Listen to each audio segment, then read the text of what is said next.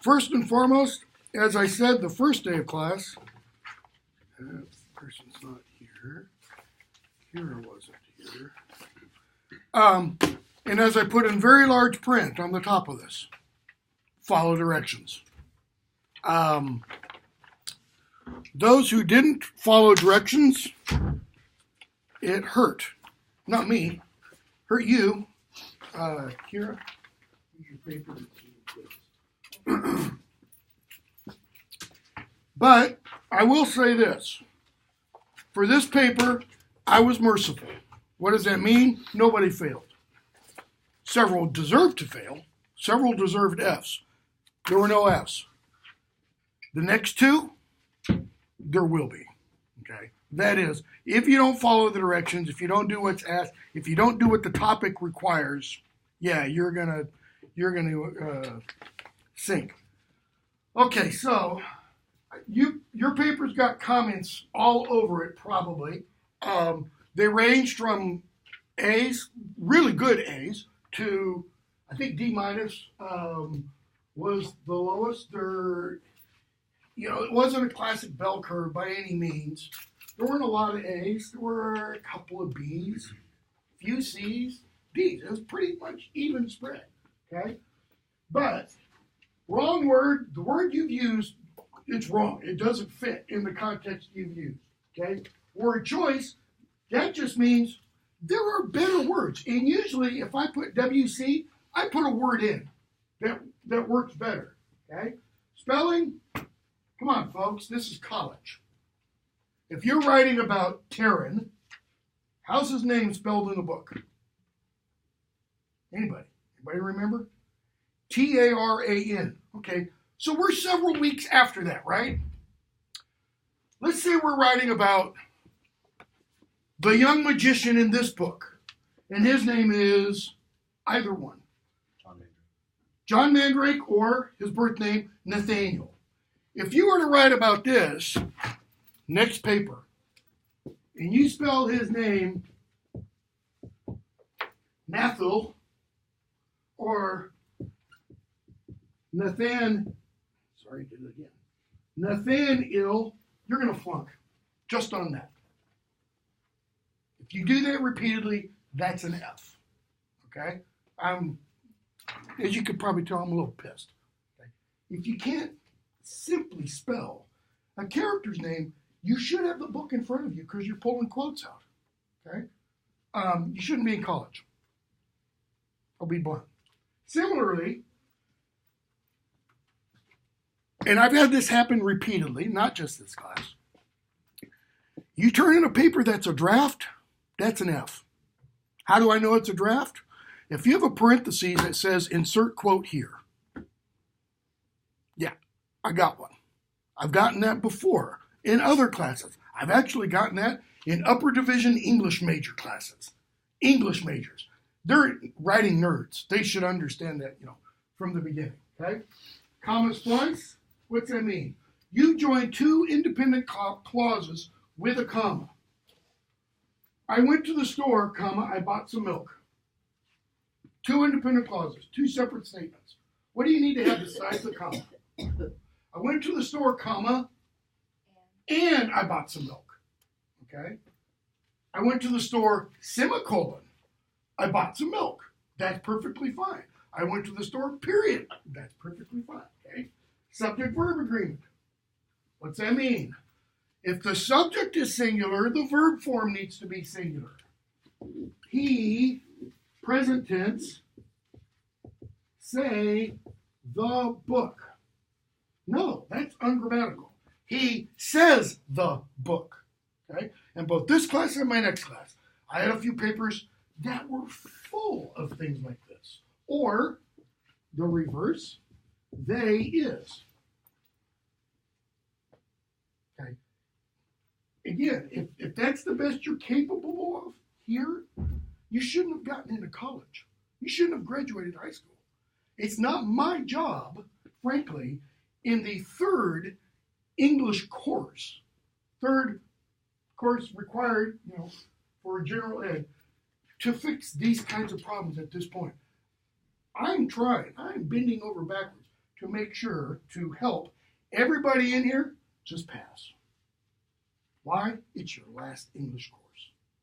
And I'm probably going to bend over backwards to make it so that you don't have to take this or another English course again. So if you want to fail, by all means, keep doing this. You will fail. You'll have to take another English course. Okay? Other kinds of agreement.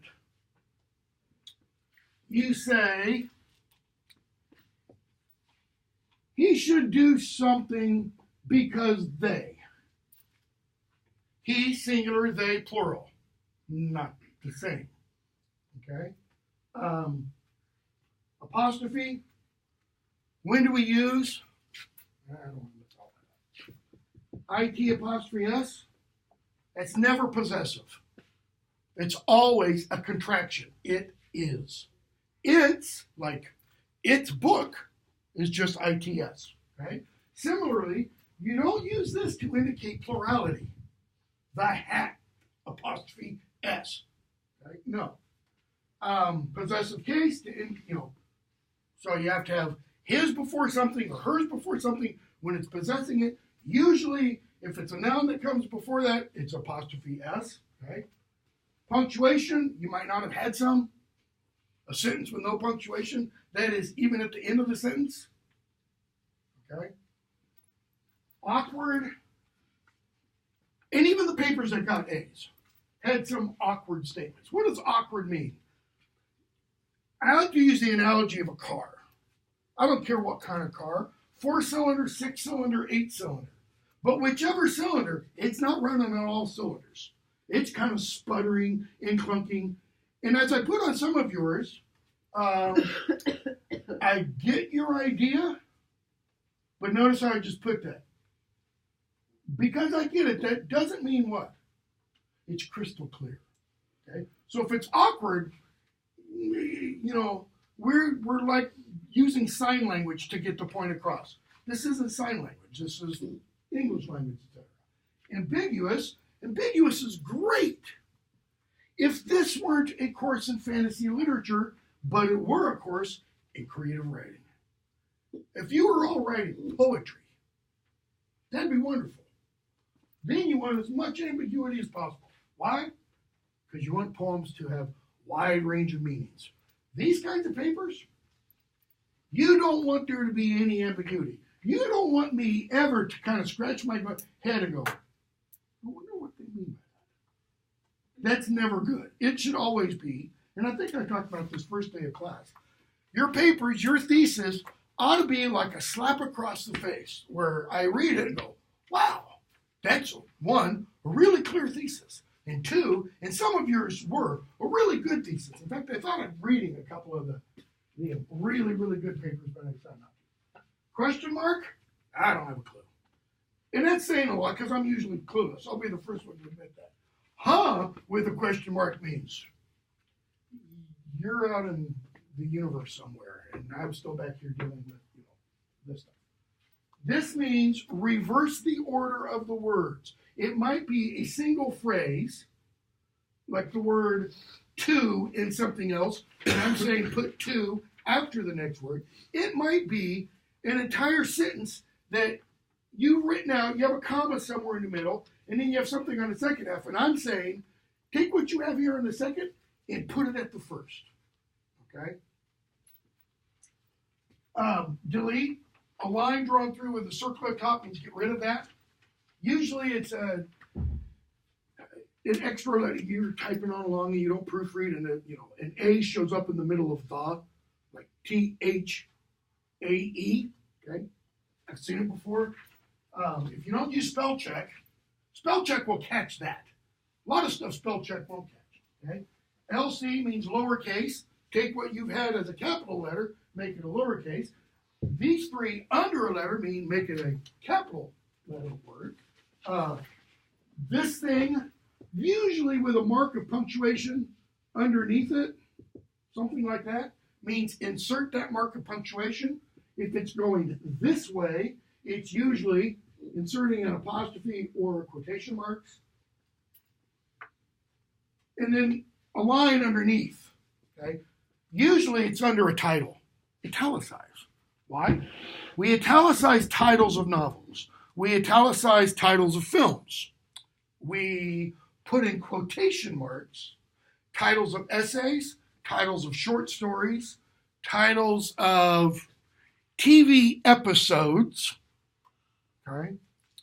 And if you have it, I have mine somewhere. On the original syllabus I sent out,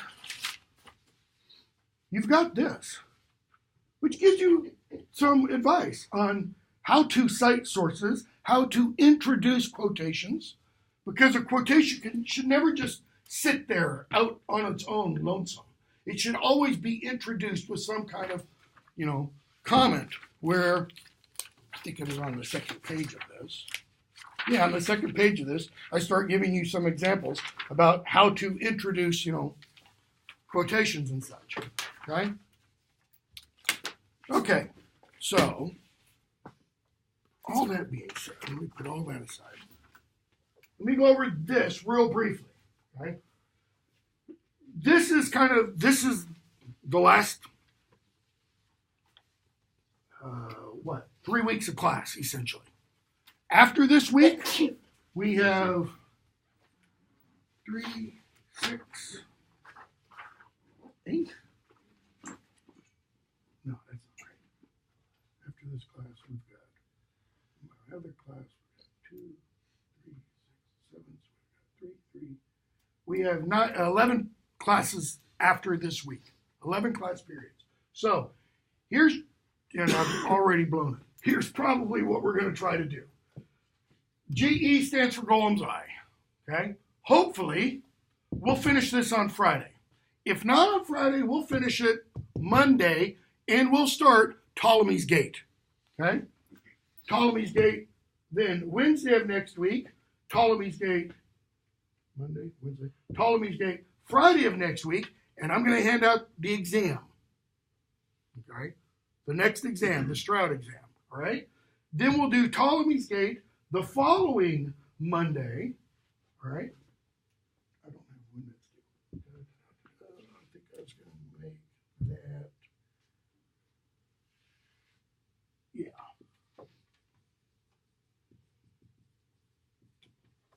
Do that. Sorry. That's on the 12th. On the 12th, the Stroud exam will probably be due. I might move that to the 15th just to give you an additional week, and I haven't decided yet. Then Friday the 8th, we'll start Lyriel. That is, we go back to the Sabriel story, but not Sabriel, the next one in the series. And then we're just going to finish it like that. Last day of class, Wednesday, May 24th, I'll give out the final exam. It's going to be the same form, exact same form, as the exam I just handed back. Okay?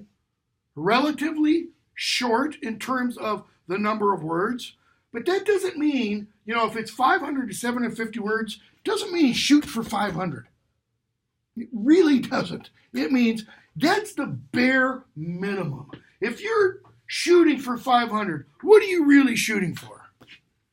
I just want to barely scrape, not quite the passing grade, but let's say I'm aiming for a C minus. That's what I have my highest hope set for. Well, if everything else so far in the class has been a D or F, I would shoot for that, because that might be just enough to raise you up a little bit. Okay? From here on out,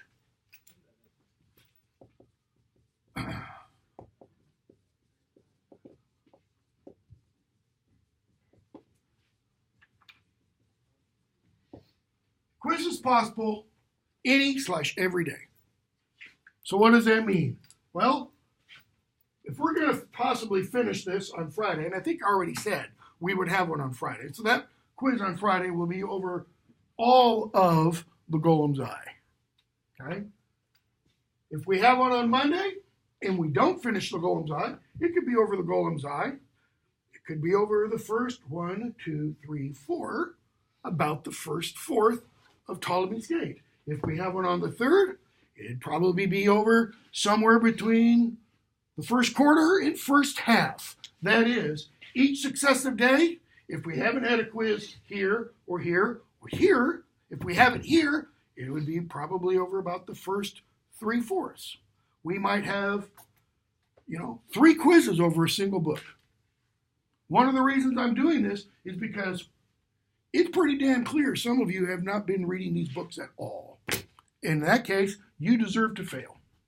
And so I'm going to help you by having more quizzes. Okay? So, read them. If you haven't read them, up to now, at least the book we're on right now, you better start. Okay.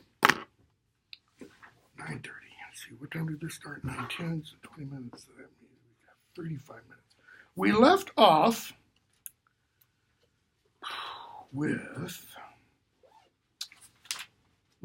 with Kitty having gone to court. I think that's exactly where we left off. Kitty goes to court for what purpose? Who's she trying to get justice for? Herself and her friend Jacob. If you could, is it more for herself or is it more for Jacob? It's more for Jacob. Why? He's the one who will suffer for the rest of his life. Okay? That spell, if you want to call it that curse or whatever, that the demon Nemeides put on him, that black tumbler. Because he's always going to look like how he looks. Notice, she got hit with it too, and yet what happened to her? Essentially nothing. Okay? So she seems to be impervious to this. So what kind of justice does she get? None. Absolutely none. Okay? So she leaves. In fact, what happens to her? Well, let me rephrase that. What kind of justice is handed down? How big? Too big. 600 pounds. Her father's already been what? Fired. He already doesn't have a job anymore. His mother's been laid off. Where are they going to get that kind of money? Okay? They can't. So she leaves, and she's kind of followed by this elderly gentleman. And they start to talk, and he says, I'll pay your fines. That's a huge fine. In your general experience, or in Kitty's general experience, are people really that nice? No. What is it? I'll do something for you means what? I'm wanting something. You do something for me. Okay? So, she goes off and talks with this guy, and he says, I'll do this for you if you agree, blah, blah, blah. Okay? And then we kind of jump forward. Pages 158, 59, and following. Actually, we'll kind of skip the following. And we see Kitty. I'm going to erase this. We see Kitty with other members. Everybody have this? I'll go here. We see Kitty. This is all on D2L under the announcements. It's something like correction sheet or something. We see Kitty with members of the resistance. And what are they talking about? Pages bottom of 158, top of 159. Some of them want to do what? Let's up our attacks. I mean, come on. We're not doing anything. We're like stinging bugs. We're not stopping the government. We hear 159. Kitty says, there's no point using it all yet. What's the it? What do they have a stash of? What's one of the things the resistance has been doing? Stealing magical objects. Okay? So she says, we have a stash. No sense using it all yet. Using how? What's one of the things the resistance has been doing with their stolen objects? We talked about this. It showed up on a quiz. Little explosions. Little things. Okay? What's the problem that John Mandrake has been investigating so far? These are big explosions, right? Big damages. Okay? So, Stanley says, like that's ever going to happen. What's the that refer to? Getting more support. Okay? Who does she think they're going to get more support from? Other commoners. Okay? Stanley says, Nick's right. The commoners are like oxen. They'll never do anything. Like oxen means they're simply being led around. They never, stampede. Fred, all those weapons in there. We should be doing more with them, like Mart did. Kitty, didn't do him much good. Prime Minister's still alive, isn't it? And where's Mart? Food for the fishes. What does she mean, Prime Minister's still alive? There was an attack. When? Was it the same attack Lovelace carried out? No, it was at that big party that John Mandrake got to go to the day he had his naming ceremony, or shortly thereafter. Where the guy came in what? The guy came in from the windows, lobbed the thing. Well, now we find out this guy had a name, right? His name was Martin. And what ended up with him? Well, as Kitty remarks, and where is Mart today? Food for the fishes. That's how you want to end up, Fred? Notice Fred, by the way, was the one who earlier, first book, when they accosted Nathaniel, offered to do what? I could slit his throat for you. I could kill him for you. So Fred's not averse to using violence. Fine. Page 159. Kitty says, their defenses were too strong. That is, talking about at that party. Martin never had a chance. How many magicians, notice, have we killed in all these years? Oh, so they have killed some. 4, 5, what? And none of them any good. That is, we haven't taken out any big names. Who have they taken out? Probably people like Nathaniel's old master. Okay? So, what are we told here? Again, there's some division among this group, and they're armed. They do have weapons. They're not totally powerless. Okay? Go on a bit. Go to page 162, chapter 15. I'm going to kind of, hopefully, go quickly. So we get this description, this nice long descriptive passage of London in the rain and such. If you don't like Murfreesboro in the rain, you'd really hate London in the rain. So, we're told, second paragraph, in dark places underground, rats huddled in their lairs, listening to the echoes of the drumming overhead. The drumming's the rain coming down. In humble houses, what's humble there mean? These people are full of humility? No, this isn't Belle Meade. Okay? These are the projects, kind of. In humble houses, ordinary men and women closed the shutters, turned lights on, clustered about their hearth fires with steaming cups of tea. Even in their lonely villas. Well, what's the difference between a humble house and a villa? Yeah. I've been to a couple of villas in England before, like ancient Roman villas. These things are huge. Okay? I live off Highway 96 west of town. And I used to live off another street that was off of Highway 96, and I'd go for a walk or go for a run. And this guy, one of the founders of National Health Corps, built this big old huge house off this little dirt country road, essentially. That my kids, when they were little, called the big house. Because this thing's 10,000 square feet.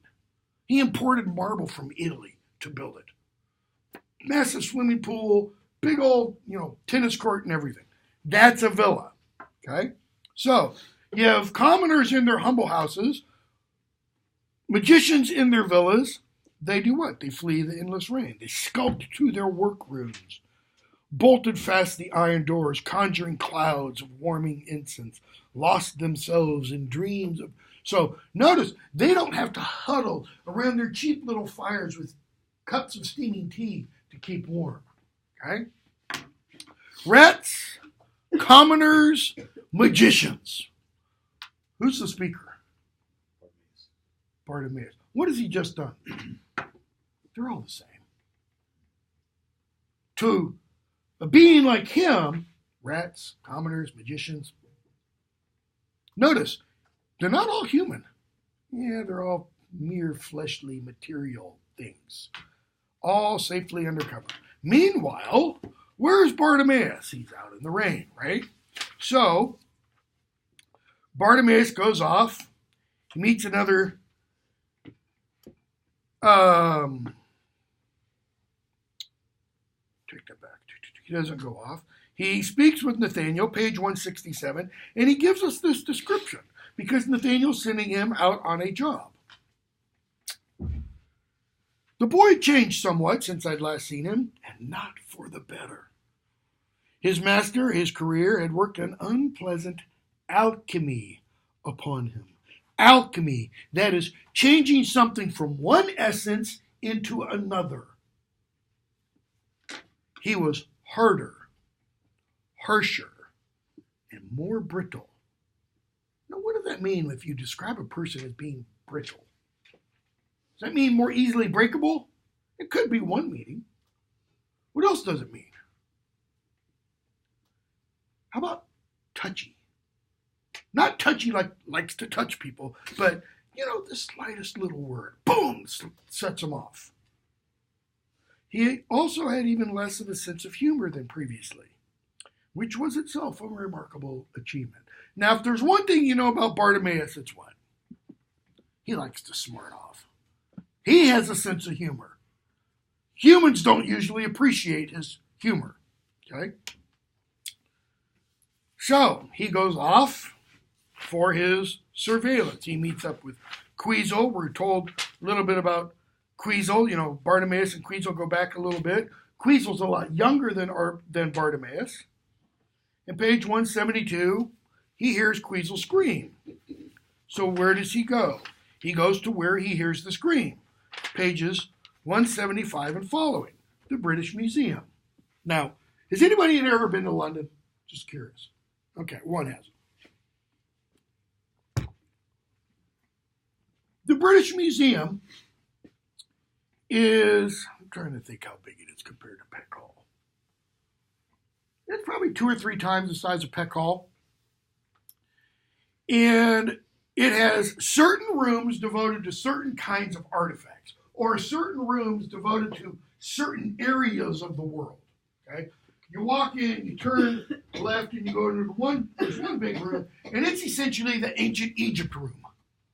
You start going upstairs, and you have Middle Ages, various parts of the world and such. Okay? So look at, Stroud's little footnote down here. Okay, again, this is from the perspective of Bartimaeus. But I think this is also Stroud's perspective. This is the perspective of a great number of people. The British Museum was home to 1 million antiquities, several dozen of which were legitimately come by. 1 million, several dozen were legitimately, that means legally, come by. Okay? Why? Well, there's one room in the British Museum that's dedicated to what are called the Elgin marbles. They're not marbles like when I was a little kid, we used to shoot marbles. Not those kind of marbles. These are marble sculptures, okay, that are big.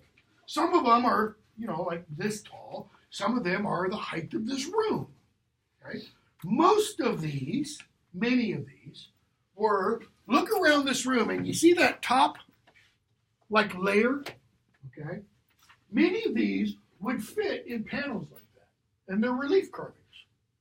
And they would go, think of this, this is obviously the inside, but think of that now on the outside of the room. They went along a thing like that at the top of the Parthenon on the Acropolis in Athens. Go to the Parthenon in Nashville, and you can see models, replicas of all of these. Okay? So, why aren't they on the Acropolis in Athens? They were stolen by British troops in the 19th century. They were literally cut and peeled off, and then given to the British Museum by Lord Elgin. That's why they're called the Elgin marbles. They're not called the Parthenon marbles or the Acropolis marbles.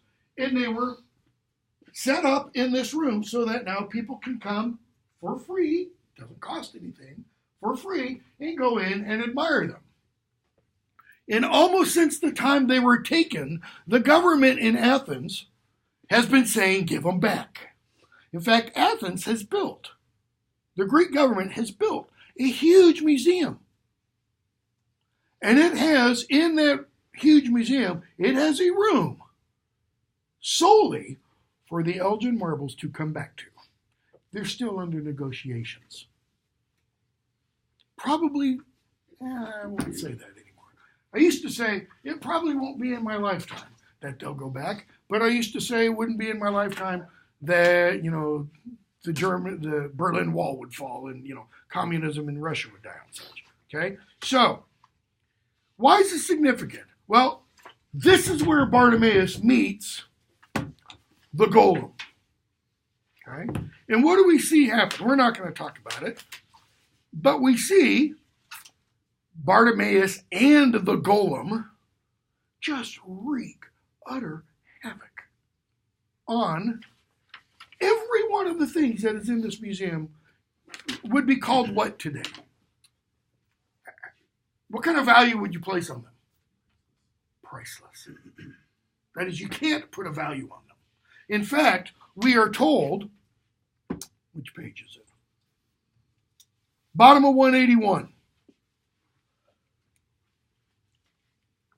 So Bartimaeus sees this thing. Notice, it's shrouded in blackness. So he doesn't see the actual shape for it. In 181, he says, I looked around me for an appropriate missile. Okay? And they're in a glass cabinet nearby, odd black stone, irregular outline, small enough to lift. That is, small enough for Bartimaeus to lift. Why? He's a powerful genie. But large enough to brain and affer it nicely. Had some scribbling down one flat side, which I didn't have time to read. Probably a set of rules for visitors to the museum. This is the Rosetta Stone. Okay? It's a stone that sits about this tall. It's, pointed at the top. It kind of comes down like this, and it's got a broken part at the bottom. One side is polished smooth, and it has inscriptions in 3 different forms of writing. At the very top, hieroglyphics, ancient Egyptian hieroglyphics. In the middle, it has what's called demotic script, which is like cursive hieroglyphics. Cursive is supposed to be faster writing, speed writing. Beneath that, Greek.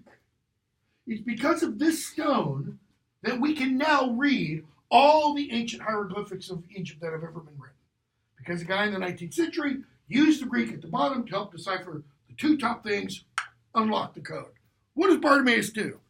He picks that stone up, throws it at the Golem, and shatters it. This thing doesn't belong to the British Museum. It doesn't belong to the British government. It doesn't belong to ancient Greece. It doesn't belong to Egypt. Who does it belong to? All of us. This is human cultural capital. And he just destroyed it. Okay? So, he tries to take on the Golem, and he can't. But the Golem leaves, and he's left, because what do the magicians do? They show up and they seal the British Museum, so he can't leave. Okay? Pages 190 and following. Now, who's been put in charge of the new attacks the resistance is carrying out? Nathaniel has. Right? Jessica Whitwell's in charge of internal security. Okay? The overall security apparatus. Beneath her is Julius Tallow, and John works for him. Well, Julius Tallow assigned John or Nathaniel to do it. Why? Because Tallow's clueless. So he's trying to pass the buck. So we now have, outside the rubble, who? The head of the security apparatus. That is, Jessica Whitwell's taking a personal interest in this. Why? what would the destruction to the British Museum be equivalent to, not in our world, because the British Museum is in our world, in the United States? Do we have anything, similar? Smithsonian would be a good example, though we don't have stuff literally 20,000 years old in the Smithsonian. But we do have some pretty cool stuff. Like the module that, why am I forgetting this? Buzz Aldrin and Neil Armstrong took down to the moon. Came back up. Okay. Stuff like that. Well, imagine all that being destroyed. Or imagine somebody getting into the Library of Congress and some of the priceless books that are there being destroyed. It'd be that. So you're going to have, pretty high level government people involved. Okay? So her demon comes back, says nothing's there. John's like, I don't think so. Why don't you have him go search again? Okay? So he realizes he's toast. He is toast if he doesn't get to the bottom of this. And we get a lot of back and forth, 192, 193 and following, between Jessica Whitwell, Henry Duval, chief of the police, Julius Tallow, okay? And notice, Duval and Tallow are using this as an opportunity to go after Nathaniel. To essentially say, the kid's not up to it. He's too young. Why? What's Duval trying to do? Is he trying to take over all of government? No, he's trying to suck power away from Jessica Whitwell. Okay? Now, Bartimaeus is going to tell us something a little bit later on, in a footnote, I think it is, about people like Duval and Whitwell, etc., which he's said in the past. So, Julius Tallow says, if my demon had been at the scene, this wouldn't have happened. Okay? So they keep talking, they keep taking, knocks at Nathaniel and such. And Whitwell's demon comes back, and what does it have? It has Bartimaeus in cat form, knocked out. Okay? They revive him. And notice, before Bartimaeus can say anything, page 195, Nathaniel says, be careful how you answer me. We are among the great. Now, what does he mean, we're among the great?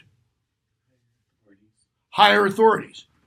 Jessica Whitwell, who's higher than her? Probably only the prime minister. Okay? Henry Duval is the great. Why? Because he has power. Maybe John's talking a little bit about himself there too. I'm not sure. And notice, the cat looked silently at the other magicians for a moment. It raised a paw, leaned forward conspiratorially.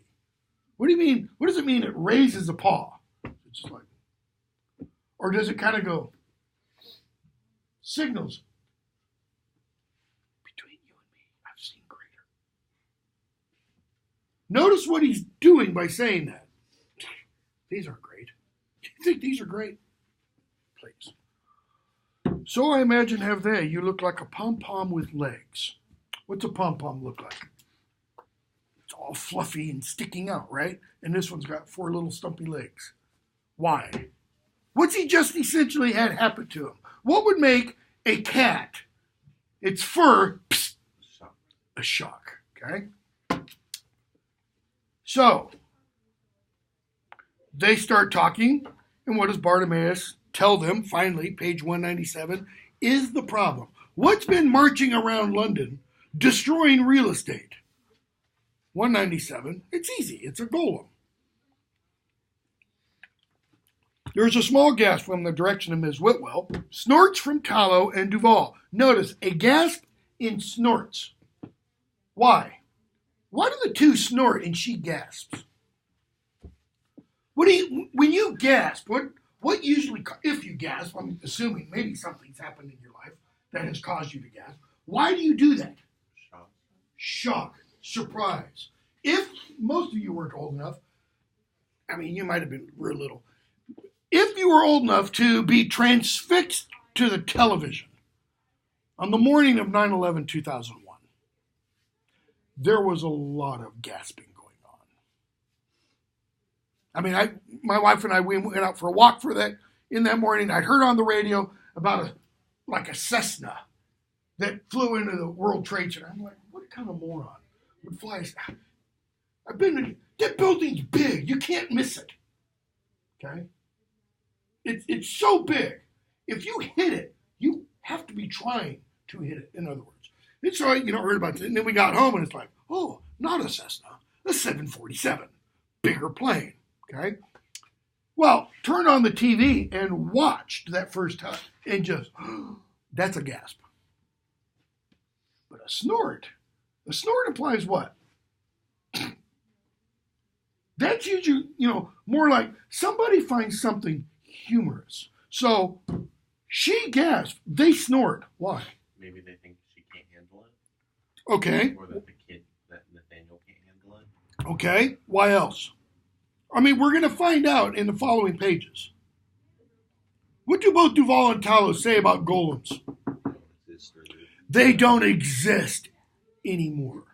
They did in the past. They don't anymore. Why? We don't know how to make these anymore. We've lost the recipe, so to speak. Okay? So, Bartimaeus kind of gives them a teaching lesson. He says, no, I've seen them in Prague. Duval goes, yeah, centuries ago. Really? Centuries? Well, how did the book open? In Prague, 1868. Okay? So Bartimaeus is going to say, no, I saw him, when Gladstone was there. Okay? So Duval and Tallow leave, and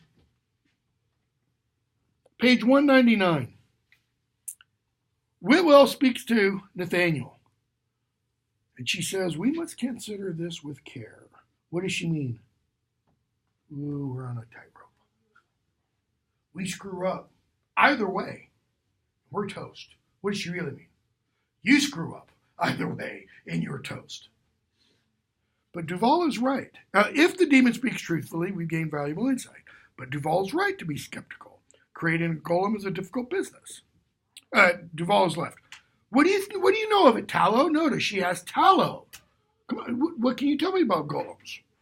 Very little. Primitive kind of magic. Never been practiced in our enlightened society. I've never cared to investigate. What does that mean? I don't have a clue. What about you, Mandrake? And notice, Mandrake knows exactly what you need to do. Telling us what about him? He is head and shoulders brighter, more well-read, more educated than Julius Tallow is. He's read about how to actually do it. Tallow doesn't even know that. Okay? So, Whitwell says, yep, that's right. And then John says, oh, you need another thing too. So the first artifact you need, he says, is a parchment with the spell that brings the golem to life, etc. Second artifact is a piece of clay. You put it in a monster's forehead, helps focus its power, acts as a watch eye for the magician. So you have to have both of these things. And she says, yep, you're right. So if your demon is speaking truthfully, and notice, how does Nathaniel know Bartimaeus is speaking truthfully? He issued a command, answer me truthfully. Okay? So, she says, who's acquired a golem's eye and animating parchment? Tallow, no one. It's absurd. They no longer exist. This disaster is his responsibility, pointing to Nathaniel. Okay? And then Bartimaeus speaks to him and says some things. So, let's see here. Bartimaeus also says some more stuff about Tallow, but Whitwell sends her demon off to, the evidence lockup room, essentially, and says, Bring me back a listing of what's there. But really, what's she asking for? Tell me if the golem's eye that Simon Lovelace had in his possession when he died is still securely locked up. And it's gone and it's back. And when it comes back, what's it say? Nope. No eye there. Okay, so they know one of the things that's needed to make a golem has been stolen. Nathaniel, can't be a coincidence. She goes, no, you're right. So, what does she do? Well, when did Bartimaeus say he last ran into golems? In Prague. So, she sends John off to Prague. But before he can actually leave, who does he run into? Take that back. After, running out of time, page 210, after that happens, we kind of go back in time for a moment to Kitty asking Jacob, about what he's going to do to get revenge. And what does Jacob say? Okay, first, what does Jacob Hirnack's father do for a living? What does he make? Binding books. He's a bookbinder. He's a copyist also. He doesn't only bind them. He produces the kinds of books that magicians need to do what? To call up demons, to cast spells, etc. And what does he say? He says, you misspell a word here and there, you add a word here, it messes up the incantation. Well, in the previous scene, I didn't point it out, in the previous scene with Julius Tallow, two people make comment about Tallow's appearance. How does he appear? He's kind of yellow. Was he yellow when we first met him? That is, at the park? And then later on in the court? No, he wasn't. So what happened? Well, he mentions, he got a copy of a book that had been slightly mistranslated or miscopied. And so he did an incantation and, okay. Skipping a bit, we only got a couple minutes. We get, in the next chapter, chapter 19, we get kind of Mr. Pennyfeather's backstory. And we also find out some pretty interesting other information. For example, what do we discover about some of the members of the resistance? In fact, we find out essentially something about, it's not quite each member, but it's almost each member. They each have some kind of special ability. For example, what's Kitty's special ability? She's resistant to their powers. She has what's called resilience. So when she leaves to meet Mr. Pennyfeather for the second time, she gets attacked by 3 demons, right? And totally, throws them off. She finds out that wasn't actually 3 demons. That were these maulers that members of the resistance were launching at her. Because Mr. Pennyfeather thought she had resilience. Okay? What else?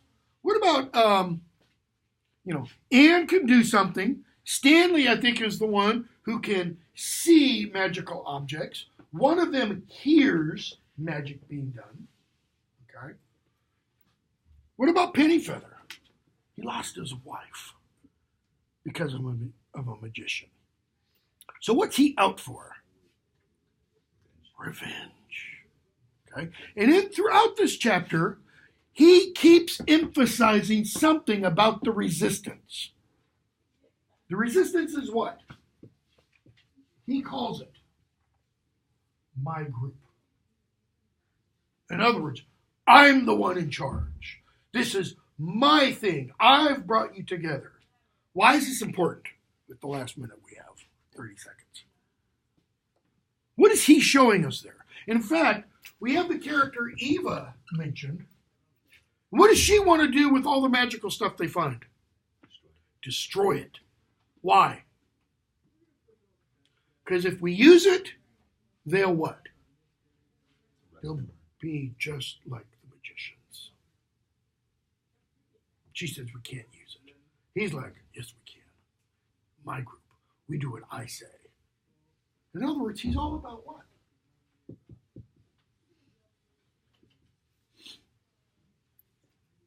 Is Mr. Pennyfeather any better than any of the magicians? Okay, we'll stop there since we're out of time. Today's Wednesday, yeah. So Friday probably won't finish, but we'll see what we can do.